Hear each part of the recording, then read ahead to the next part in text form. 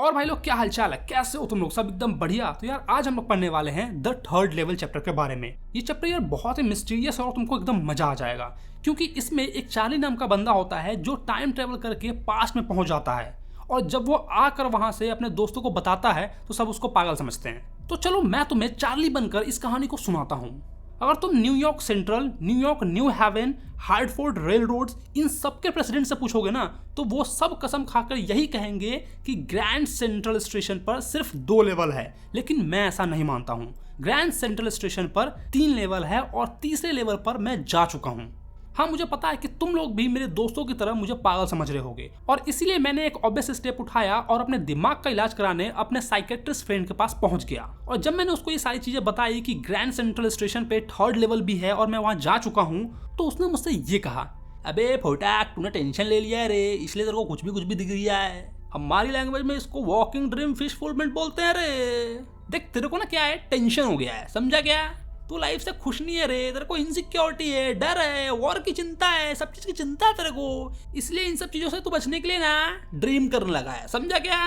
अब तुम लोग ही मुझे बताओ कि आजकल की जो दुनिया की इतनी बड़ी टेंशन है, इससे कौन भागना नहीं चाहता है? लेकिन इसका क्या मतलब है कि सब मेरी तरह ग्रैंड रेलवे स्टेशन के 3rd लेवल पे पहुंच जाते हैं? ना यार, ऐसा नहीं होता है। लेकिन मेरे सारे दोस्त इस बात से एग्री थे कि मैं बहुत ज्यादा टेंशन में हूँ, इसीलिए मैंने 3rd लेवल देखा है। यहाँ तक कि उन्होंने ये भी कहा कि जो भी मैं स्टैम्प्स कलेक्ट करता हूँ वो मैं इसलिए करता हूँ क्योंकि मैं रियलिटी से भागना चाहता हूँ। लेकिन ऐसा नहीं है यार, मेरे दादाजी भी तो स्टैम्प कलेक्ट करते थे ना, वहीं से तो ये सारी चीजें मेरे में आई है। उनके जमाने में तो इतनी टेंशन वगैरह नहीं थी, उस समय में तो बहुत ही अच्छे दिन हुआ करते थे और आराम से सब अपनी जिंदगी बिताते थे। तो इसका क्या मतलब है कि मेरे दादाजी भी रियलिटी से भागना चाहते थे, इसलिए उन्होंने स्टैम्प कलेक्ट करना शुरू किया? नहीं यार, स्टैम्प कलेक्ट करना तो बहुत ही अच्छी बात है। यहाँ तक कि लगभग हर एक अमेरिकन 4-4 वीबी इश्यूज कराते हैं, फर्स्ट डे कवर इशू कराते हैं और बहुत कुछ करते हैं। और तुम्हें ये भी पता होना चाहिए कि प्रेसिडेंट रूजवेल्ट भी स्टैम्प कलेक्ट करते हैं। इसका क्या मतलब है कि सारे लोग रियलिटी से भागना चाहते हैं? एनीवे, तुम लोग कुछ भी कहो, लेकिन मैं ग्रैंड सेंट्रल स्टेशन के 3rd लेवल पे गया था। देखो, हुआ यूं कि पिछली गर्मी की रात मैं ऑफिस में बहुत देर तक काम कर रहा था और मुझे घर जाने की बहुत जल्दी थी, तो इसलिए मैंने सोचा कि बस लेने से अच्छा है कि मैं सबवे ले लेता हूँ, क्योंकि सबवे जो होता है वो बस से काफी तेज चलता है, इसलिए मैं जल्दी से अपने घर पहुंच जाऊंगा। अब मुझे नहीं पता कि मेरे साथ ये क्यों हुआ, लेकिन ये मेरे साथ हुआ है और मैं कोई रियलिटी से भागने की कोशिश नहीं कर रहा था। देखो, मैं बहुत ही साधारण सा व्यक्ति हूँ, मेरा नाम चार्ली है और मैं 31 साल का हूँ। मैंने हल्के भूरे रंग का ग्वार्डिन का सूट पहन रखा है, फैंसी फीता बांधा स्ट्रॉ हैट पहन रखा है। मैं वहाँ दर्जनों आदमी के पास से गुजर रहा था जो बिल्कुल मेरे जैसे लग रहे थे। मैं किसी भी चीज से भाग नहीं रहा था, मैं केवल अपनी पत्नी लुइजा के पास घर जाना चाहता था। मैं वेंडरबिट एवेन्यू से ग्रैंड सेंट्रल की तरफ बढ़ा और सीढ़ी पकड़ के सीधा 1st लेवल पे चला गया, जहाँ पे 20th सेंचुरीज की ट्रेनें चलती हैं, सब चीज एकदम मॉडर्न जमाने का है। और फिर मैं वहां से सीधा सीढ़ी पकड़ के 2nd लेवल पे चला गया, जहाँ पर सब अर्बन्स के लिए ट्रेन चलते हैं, यानी कि एक शहर से दूसरे शहर जाने के लिए ट्रेन चलते हैं। फिर वहां से मैं एक दरवाजे में घुसा और खो गया। ये मेरे साथ पहली बार नहीं हो रहा था, मैं सैकड़ों बार ग्रैंड सेंट्रल स्टेशन पे आ चुका हूँ और हर बार मुझे कोई ना कोई एक दरवाजा नया दिखता है, कोई कॉरिडोर दिखता है जिसमें जाता हूँ और मैं खो जाता हूँ। एक बार की बात है कि मैं 1 मील लंबी किसी सुरंग में घुस गया और सीधा रूजवेल्ट होटल के लॉबी में निकला, और एक बार तो ऑफिस बिल्डिंग में निकला जो कि 46 स्ट्रीट के 3rd ब्लॉक से हटकर था। जिस कॉरिडोर में मैं अभी था वो लेफ्ट की तरफ कोण बनाता हुआ नीचे की ओर जा रहा था। कभी कभी तो मुझे लगता है कि ये जो ग्रैंड सेंट्रल स्टेशन है ना, ये पेड़ की तरफ फैलता ही जा रहा है। पेड़ का जो जड़ है वो जमीन के नीचे फैलता ही जाता है, वैसे ही जो ग्रैंड सेंट्रल स्टेशन है ये नीचे ही नीचे फैलता जा रहा है। कभी कोई नया डोर मिलता है, कभी कोई नया कॉरिडोर मिलता है, कभी कोई नई सीढ़ी मिलती है, कुछ ना कुछ मिलता ही रहता है। मुझे लगता है कि शायद एक लंबी सुरंग है जिसके बारे में कोई नहीं जानता है, वो शहर के नीचे से टाइम स्क्वायर तक जाता है और शायद दूसरा सेंट्रल पार्क तक, क्योंकि इतने सालों में बहुत सारे लोगों के लिए ग्रैंड सेंट्रल रेलवे स्टेशन जो है ना, वो कहीं ना कहीं कोई दूसरा दरवाजा बनकर मिला है, भागने का एक जरिया बन गया है, और संभव है कि उसी तरह से मैं इस सुरंग में घुस गया हूँ। लेकिन ये सारी चीजें मैंने अपने साइकेट्रिस्ट दोस्त को नहीं बताई, वरना वो ये समझता कि मैं रियलिटी से भागने के लिए ऐसी बातें बोल रहा हूँ। उन लोगों को मेरी बातों पर विश्वास ही नहीं हो रहा था यार। जिस कॉरिडोर में मैं था वो लेफ्ट की तरफ कोण बनाते हुए नीचे की तरफ जा रहा था। मुझे लगा कि मैं गलत जा रहा हूँ, लेकिन फिर भी मैं चलता रहा। वहां पर कोई नहीं था, बहुत ही शांति थी, केवल मेरे ही पैरों की चलने की आवाजें मुझे सुनाई दे रही थी। तभी अचानक से मुझे एक प्रकार का खोखला शोर सुनाई दिया, जिसका मतलब था कि कहीं ना कहीं जाकर वो किसी खुले मैदान में मिल रहा है। जिस कॉरिडोर में मैं अभी हूँ वो शायद किसी न किसी खुले मैदान में जाकर मिल रहा है। मैं उस आवाज की ओर बढ़ता गया और फिर क्या था, मैं सीधा 3rd लेवल पे पहुंच गया।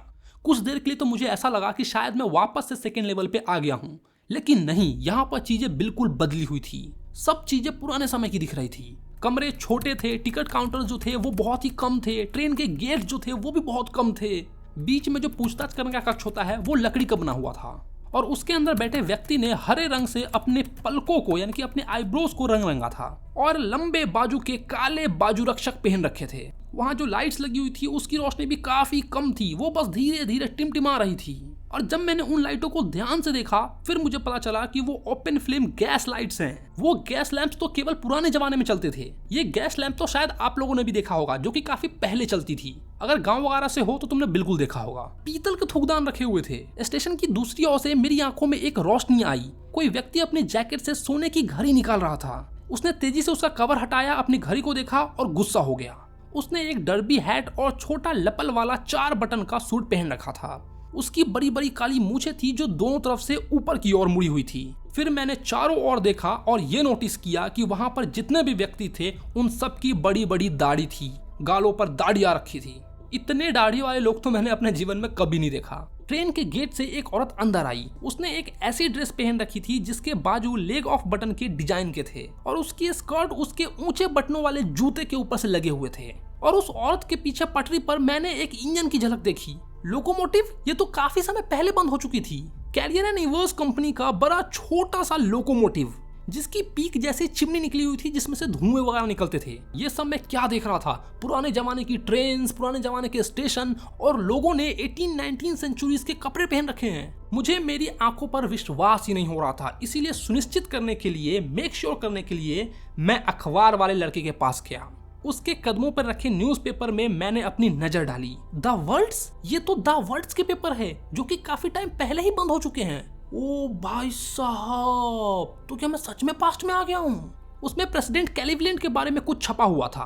बाद में मुझे पब्लिक लाइब्रेरी से फर्स्ट पेज मिला और जब मैंने उस पर डेट देखा तो वो डेट था 11 जून 1894 और ये देखते ही मुझे विश्वास हो गया था कि मैं सचमुच में पास्ट में आ गया हूँ। और मैं भागते हुए सीधा टिकट काउंटर पे गया, ये जानते हुए कि ग्रैंड सेंट्रल के 3rd लेवल पे मैं अपने और अपनी पत्नी लुइजा के लिए यहाँ से टिकट खरीद सकता हूँ जो मुझे अमेरिका के किसी भी कोने में ले जा सकती है। क्योंकि 1894 में टिकट का प्राइस काफी कम होगा, इसीलिए मैंने ऐसा सोचा। मुझे गेल्सबर्ग इलियंस के 2 टिकट चाहिए थे। क्या तुम कभी भी वहां गए हो? आज भी भाई वो शहर बहुत ही शानदार लगता है। गेल्सबर्ग में पुराने जमाने में बड़े बड़े घर हुआ करते थे, बड़े बड़े लान हुआ करते थे और बड़े बड़े विशाल पेड़ हुआ करते थे जिसकी डहलियां इधर उधर निकली हुई हुआ करती थी। रोड पे अगर तुम चलते और ऊपर देखते ना तो तुम्हें बस पेड़ों की डहलियां ही दिखाई देती।